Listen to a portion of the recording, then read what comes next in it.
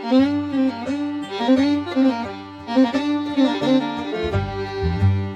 y'all, today I'm going to do the final update video on my 329 PD that was having the trigger reset issue. I've had the gun for a while now, and for anybody interested, I did actually do the full review on it. That's about a 16-minute video, and I don't talk about what's been done to it until the very end. But for anybody interested, the full review it is out there. But now what's been done with it. So after getting it back the second time, I decided to finally break down and get snap caps for it.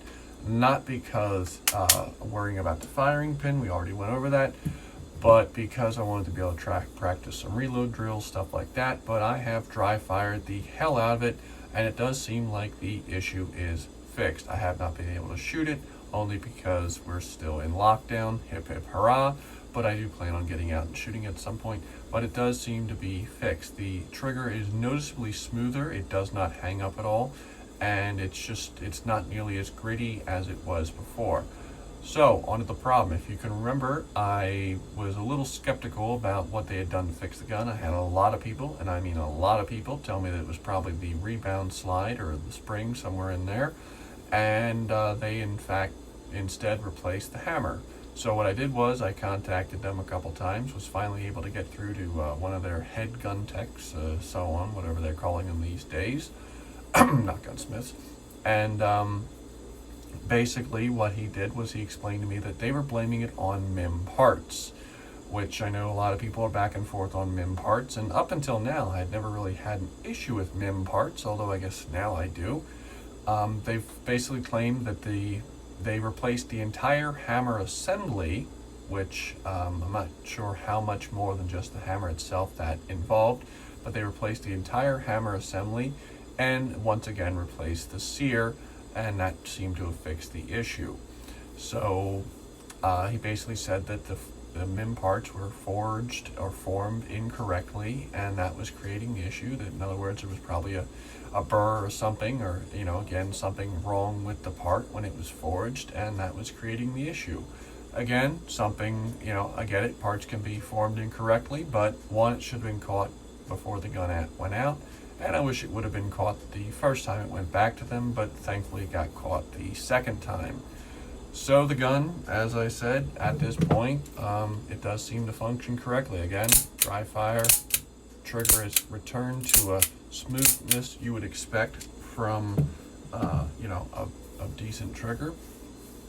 But therein lies kind of the problem. While the gun does seem to be brought within functioning reliability, I guess, I don't know how else to say that, that's my problem, is this gun, I don't know if I can trust it. Now I am going to, once the range is open back up, I do plan on dumping quite a lot of ammo through this gun, but I don't know what to do with it, and that's where I'm going to kind of get you guys' thoughts.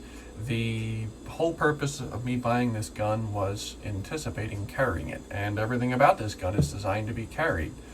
From the weight, from the sights, from the fact that it's, just everything about this gun, it's not really designed as a range toy, which is something I've had a couple people say to me is, you should pretty much turn it into a range toy, don't carry it.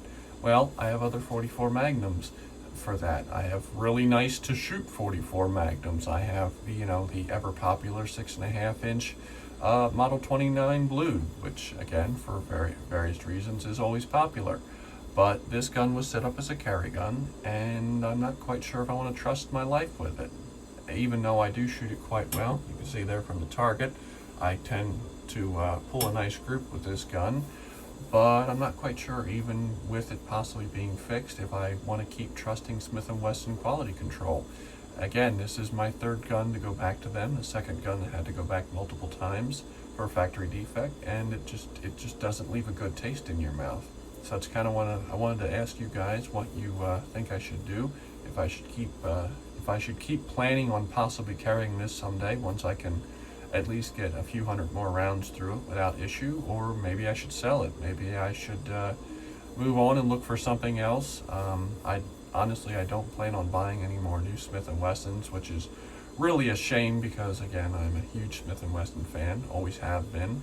But at this point, I just can't trust their product, and I feel like by continuing to give them money when both myself and many, many people, when you go out and reach out into the internet and start looking up stories of people having the same issues I'm having and more, I just can't in good faith give them my money. It's basically like rewarding bad behavior at this point. So again, Gun seems to be working good. They seem to have finally fixed the issue, and I'm curious. I want to hear from you people. What do you think? Do you think I should give it another chance and send it through the gauntlet, and if it passes, carry it, or do you think I should just sell it and get rid of it? But that's the update. If you have any questions or comments, feel free to put them down below, and have a good day.